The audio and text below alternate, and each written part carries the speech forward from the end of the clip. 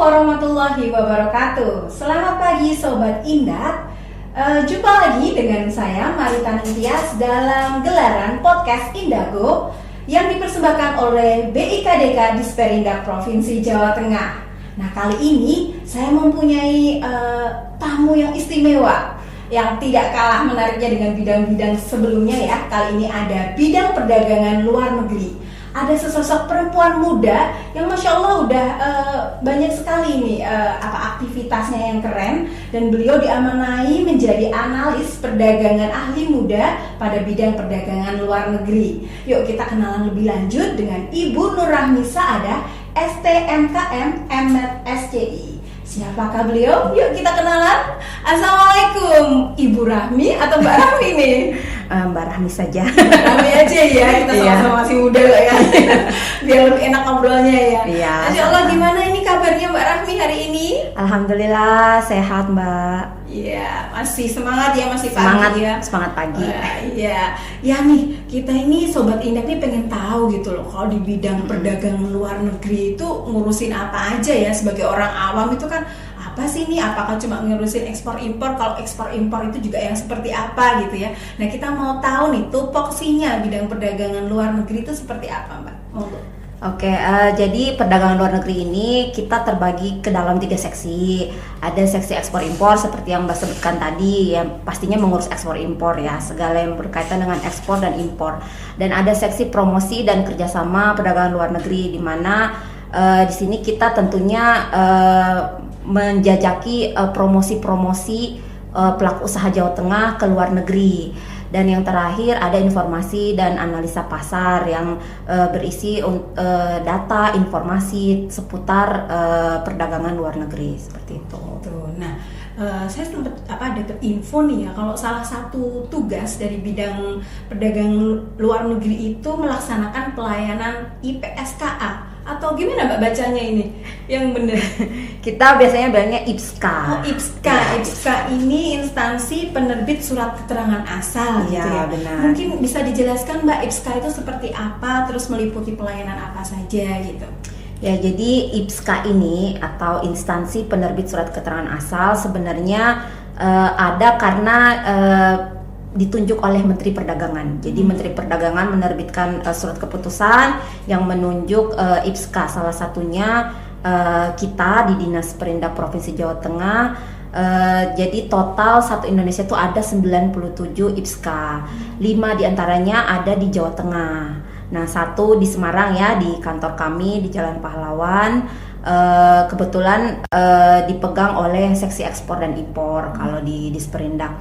Nah, 4 lagi itu ada 1 di Kendal, di KEK Kendal, 1-nya lagi di Kabupaten Cilacap, di Disperindak Kabupaten Cilacap, 1-nya lagi di Dinas Perdagangan Surakarta, Kota Surakarta, dan 1-nya ada di balai kita sendiri di BPSMB Surakarta. Itu khusus untuk tembakau kalau yang BPSMB Surakarta. Oh gitu, jadi setiap IPSKA itu punya tugasnya masing-masing gitu ya? Kalau yang BPSMB Surakarta memang spesial. Mereka karena lembaga tembakau, jadi mereka menangani khusus komoditi tembakau. Tapi kalau IPSKA yang lain, semua komoditi bisa. Oh gitu, baiklah. Terus ini untuk mendapatkan IPSKA ini ada prosedur ya atau mekanismenya untuk aktivasi akun pengguna elektronik ya, ESKA ya. Atau ESK itu ya. Terus apa aja nih Mbak dokumen yang diperlukan, syarat-syaratnya apa aja gitu? Jadi pertama untuk eksportir bisa mengajukan SKA itu mereka bisa mengakses website ska.kemendak.go.id. Caranya ya tinggal login lalu mengajukan permohonan pembuatan SKA. Tapi untuk bisa login mereka harus mengaktifkan akunnya. Nah, caranya itu ya pertama buka websitenya, klik daftar, nanti harus login dulu menggunakan akun OSS. Karena kan sekarang setiap pelaku usaha itu sudah harus punya NIB yang diterbitkan melalui OSS. Jadi pastinya kalau namanya eksportir ya harusnya sudah punya akun OSS ya. Dan ini harus sudah berbasis resiko. Sekarang NIB-nya yang terbaru sudah berbasis resiko. Jadi setelah mereka daftar, nanti mereka akan dapat pemberitahuan tuh lewat email, silahkan datang ke IPSKA dengan membawa dokumen A, B, C, D seperti itu. Nah, dokumennya apa saja, diantaranya itu NIB, tentunya NIB-nya sudah terverifikasi. Ini terverifikasi ini biasanya untuk yang resiko sedang atau tinggi, jadi izin usaha atau sertifikasi standarnya sudah terverifikasi, jadi dibawa dengan NIB-nya, lalu NPWP. Lalu kalau dikuasakan bisa bawa dengan surat kuasa asli bermaterai, sama fotokopi KTP pemberi kuasa jika dikuasakan tadi ya. Dan personil yang mengurus di kantor kami nanti juga harus bisa menunjukkan KTP-nya untuk identifikasi. Jika semuanya sudah sesuai, langsung kami aktifkan saat itu juga. Berarti hari itu juga bisa. Kira-kira berapa lama itu Mbak prosesnya? Ya begitu kami aktifkan mereka langsung bisa bikin SKA. Itu tidak akan lama. Gitu cepet ya. Cepet. Yang penting tadi ya syarat-syaratnya lengkap gitu ya. Oke. Terus gimana nih Mbak cara eksportir mendapatkan belangko SKA dan penerbitan permohonan SKA-nya gitu? Jadi kan saat mereka mau menerbitkan SKA itu tentunya setelah kami approve kan harus dicetak ya SKA-nya.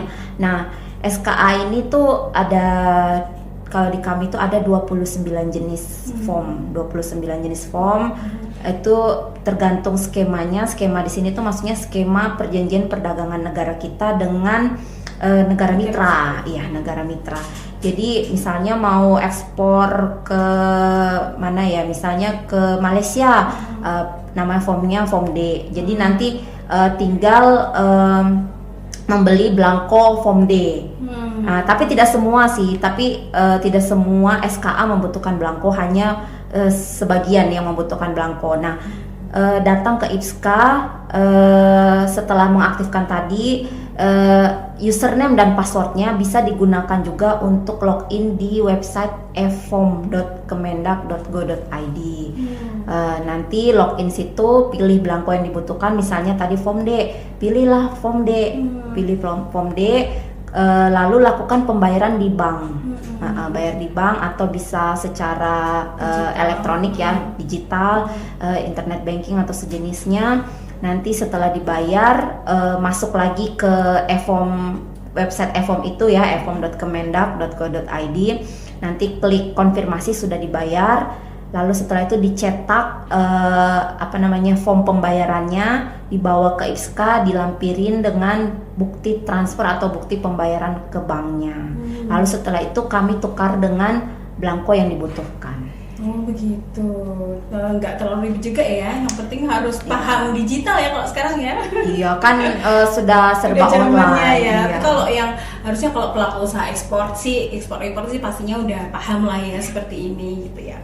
Terus kalau ternyata ada SKA ini bisa dicabut ya Mbak ya? Ya, jadi kadang kan ada yang salah nih, sudah kita terbitkan terus ini salah, ini bisa dibenerin apa enggak. Jadi sayangnya memang SKA ini tidak bisa untuk diperbaiki. Jadi satu-satunya cara adalah dicabut. Gitu. Nah, dicabut untuk bikin baru. Kenapa harus dicabut dulu? Karena data sebelumnya kan sudah terrekord di sistem. Saat dia mau langsung bikin SKA baru dengan data yang sama, pasti akan ditolak otomatis oleh sistem karena terdeteksi sudah pernah, ini sudah pernah terbit nih, ya ini sudah pernah terbit nih kayak gitu. Jadi dia harus dicabut. Caranya gampang sih, tinggal datang ke IPSKA aja, bawa surat permohonan pencabutan sama alasannya, kan kami harus tahu ya alasannya apa. Nanti dilampirin sama SKA originalnya. Kalau dia pakai hard copy ya, karena kalau ada yang eForm, kalau yang eForm itu kan tidak ada fisiknya. Jadi mereka cukup bikin surat pernyataan bermaterai. Intinya mereka menyatakan SKA ini belum digunakan di proses custom clearance di negara tujuan. Nanti kalau sudah, langsung kami cabut SKA-nya. Mereka bisa mengajukan kembali dengan data yang benar, sama itu tadi ya, dengan data yang gitu. Terus soal SKA ini sebenarnya ada masa berlaku nggak sih Mbak? Nah, kalau SK sebenarnya masa berlaku tidak ada. Jadi setelah fungsinya selesai dilaksanakan ya sudah. Cuman sebaiknya dia diarsipkan. Diarsipkannya itu minimal 4 tahun. Karena yang namanya SKA ini produk perjanjian perdagangan ya kita dengan mitra dagang di luar negeri ya.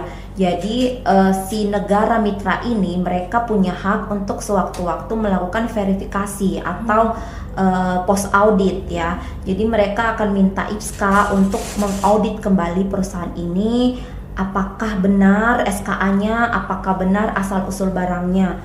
Mungkin saya tambahin informasi sedikit ya, Mbak. Jadi SKA ini tidak untuk semua produk ekspor dan bukan merupakan dokumen wajib ekspor. Jadi hanya kalau dibutuhkan untuk misalnya salah satu manfaat SKA itu adalah untuk mengurangi bea masuk di negara tujuan.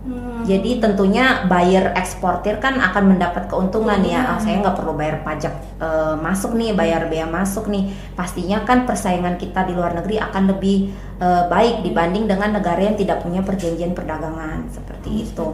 Nah, jadi SKA ini fungsinya nanti akan digunakan untuk custom clearance. Custom clearance itu adalah proses pengeluaran barang dari pelabuhan di negara tujuan ekspor kita. Seperti itu, gitu. Berarti emang nggak wajib ya, tergantung bagaimana dibutuhkan atau tidak. Gitu kalau ya? dibutuhkan dan salah satu syaratnya memenuhi yang namanya rules of origin atau ketentuan asal barang. Jadi misalnya ada produk nih diimpor dari negara A ke negara kita, terus di negara kita di Indonesia cuma di packing, lalu diekspor lagi ke negara lain, itu tidak bisa mendapatkan SKA karena dianggapnya itu barang impor. Jadi yang bisa mendapatkan SKA hanya produk asli Indonesia. Iya. Dan kalaupun ada kandungan impornya ada rules-rulesnya lah, misalnya berapa persen atau barangnya harus mengalami perubahan berapa proses. Misalnya kalau produknya baju, barang impornya minimal harus benang, misalnya kayak gitu. Luar biasa. Nah ini pertanyaan terakhir ini. Nah, untuk layanan konsultasi ekspor impor, bagaimana sih cara eksportir untuk mendapatkan akses layanan tersebut gitu? Apakah dikenakan tarif atau biaya dalam pelayanan IPSKA ini? Ya, free ya, semuanya free. Dan di IPSKA pun semua jenis pelayanan free, tidak ada proses pembayaran kecuali belangko, itu pun kan bayarnya di bank ya, bukan ke petugas kami di kantor. Jadi tidak ada ya. Iya, tidak ada pungutan liar lah ya. Jadi untuk konsultasi ini sebenarnya yang mau dikonsultasikan bebas selama itu terkait dengan ekspor dan impor. Cuman sebaiknya kalau mau konsul sudah membawa informasi yang dibutuhkan. Misalnya mau tanya terkait regulasi ekspor ya. Jadi si pelaku usaha sebenarnya harusnya sudah tahu kode HS produknya berapa. HS produk ini tuh semua produk yang akan diekspor maupun diimpor memiliki namanya HS produk, kode HS. HS code ini tuh gunanya untuk mengidentifikasi jenis dari barang. Jadi misalnya kalau tekstil dia HS code-nya berbeda dengan makanan seperti itu. Oh gitu. Jadi semua layan di bidang perdagangan luar negeri itu free ya. Hanya tadi belangkonya aja itu pun langsung ke bank. Jadi jangan takut kalau ada pungutan-pungutan liar gitu ya. Langsung lapor. Langsung lapor. Sekarang kan zaman-zaman sekarang viralin gitu ya. Sekarang aman semuanya ya Sobat Indah. Ya, Masya Allah, ini luar biasa nih obrolannya. Kayaknya sebenarnya masih banyak yang bisa digali ya, tapi kayaknya lain waktu kali ya kita akan ngobrol yang kan tadi ada 3 seksi yang mungkin kita obrolin yang lain gitu. Terus sepertinya mau ada acara ya bidang perdagangan luar negeri nih. Mungkin bisa dibagikan ada acara apa itu? Pelatihan atau apa itu? Kalau pelatihan, iya kami ada beberapa agenda pelatihan. Cuman untuk tahun 2023 sebenarnya sudah penuh kelasnya, yang mendaftar sangat banyak. Cuman kami memang setiap tahun pasti akan melaksanakan pelatihan. Jadi silahkan dipantengin aja terus Instagram Disperindak Jateng. nanti cara mendaftarnya bagaimana untuk pelatihan 2024 nanti kita umumkan di Instagram, biasanya bulan Januari udah ada pengumuman. Oke, terima kasih sekali Mbak Rahmi obrolan yang hangat pagi ini. Semoga bisa menjawab pertanyaan-pertanyaan dari Sobat Indah. Semoga kita bisa bertemu di lain kesempatan ya Mbak Rahmi ya. Ya, terima kasih Sobat Indah. Seperti ini ya tadi obrolan hangat dengan Mbak Rahmi yang luar biasa tentang bidang perdagangan luar negeri.